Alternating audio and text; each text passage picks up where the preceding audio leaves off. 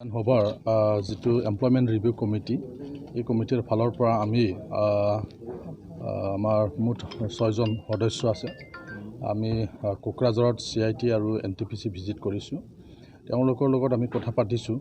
প্ৰথমে আমি গৈছিলোঁ Ntpc CIT তাতো চোৱা হ'ল যে তাত কিমান মানে এমপ্লয়ি আছে, কি ধৰণৰ কৰা হৈছে, এই গোটেই কথাবিলাক আমি চাইছোঁ।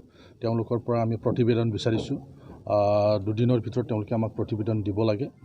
আৰু আজি আৰু এই সময়ত Ntpc চালাকাটিত আমি অলপ সময় আগত ইয়াৰ বিষয়ববীয়াসকলৰ লগত আমি আলোচনা কৰিছোঁ।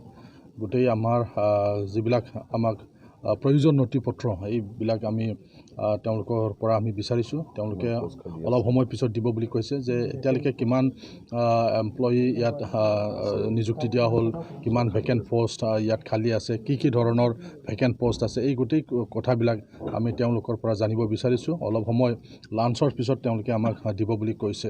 তো ইয়াৰ পিছত আমি আমাৰ যি কমিটি এই কমিটিত আলোচনা কৰি পেলাই আমাৰ যি কৰণীয় প্ৰতিবেদন যি দিব লগা আছে সেই প্ৰতিবেদন দিম, যাতে ইয়াৰ ওপৰত চৰকাৰে যেন বিহিত ব্যৱস্থা এটা লয়। ইমপ্লিমেণ্ট জেনেৰেশ্যন ক্ষেত্ৰত Ntpc কেনেকৈ ৰেচপন্স দি আছে এই অঞ্চলত যুৱক যুৱতীসকলক?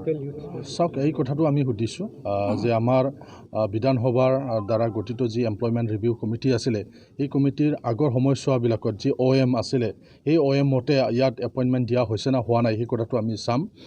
ইয়াত 3rd গ্ৰেড 4th গ্ৰেড এইটো লোকেল মানুহবিলাকক 90% দিব লাগে, সেই কথাটো OMত লিখা আছে। বিভিন্ন ৰাজ্যতো সেইবিলাক হৈ আছে। গতিকে আমাৰ অসমতো তেনেকুৱা ধৰণৰ যাতে হয়, তাৰ কাৰণে যি OM প্ৰস্তুত কৰা হৈছিলে, সেই OM মতে এইবিলাক প্ৰতিষ্ঠানবিলাকে তেনেধৰণৰ ব্যৱস্থা লৈছে না লোৱা নাই, সেইটো আমি তেওঁলোকৰ প্ৰতিবেদন পোৱাৰ পিছত আমি সেইটো আমি ভালদৰে গম পাম। আৰু ইয়াৰ ওপৰতে আমাৰ যিটো প্ৰস্তাৱ প্ৰেৰণ কৰা হ'ব বিধানসভাত, সেইটো কৰা হ'ব। পাৱাৰ প্ৰডাকশ্যন ক্ষেত্ৰত কি ধৰণৰ ৰেচপন্স দিছে Ntpc? চাওক, গোটেই কথাটো আমি আজিহে যিহেতু প্ৰথমবাৰৰ কাৰণে ইয়াত আহিছোঁ কমিটি হিচাপে, তো তেওঁলোকৰ প্ৰতিবেদনৰ পিছতহে এইটো আমি ক'ব পাৰিম। এমপ্লয়মেণ্ট ৰিভিউ কমিটিৰ ফালৰ পৰা আপোনাক ইতিমধ্যে কৈছে যে আমি 6জন বিধায়ক আৰু চাব গ'লে এখন মিনি এছেম্বলি বুলি ক'ব লাগিব। আমি 3খন জিলা, আমাৰ কোকৰাঝাৰ, চিৰাং আৰু বঙাইগাঁও, আমি দুদিনত আমি ভ্ৰমণ কৰিম। আৰু ইয়াত আমি দেখা পাইছোঁ যে আমি ইয়াত যিবিলাক মানে Ntpc আৰু Ntpc CIT দুটা আমি অনুষ্ঠান ইতিমধ্যে আমি ঘূৰিছোঁ।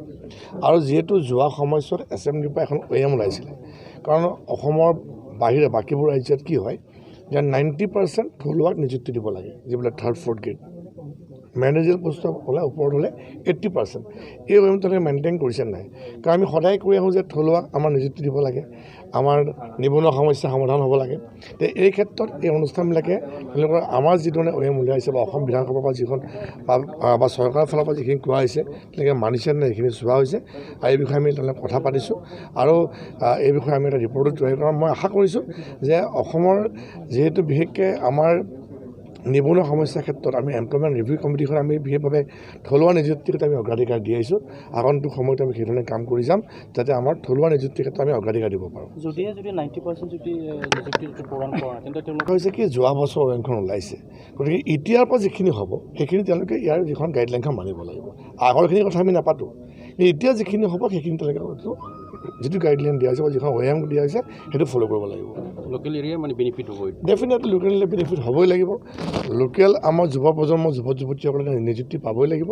যিটো অসমত বাহিৰত সেইবোৰ চাওক, আপুনি গুজৰাটত চাওক, বাকীবোৰ ৰাজ্যত চাওক, এই যিটো আপোনাৰ আছে, গতিকে আমি সেই ভিতৰত আমি সেইবাবে আমি অগ্ৰাধিকাৰ দিছোঁ।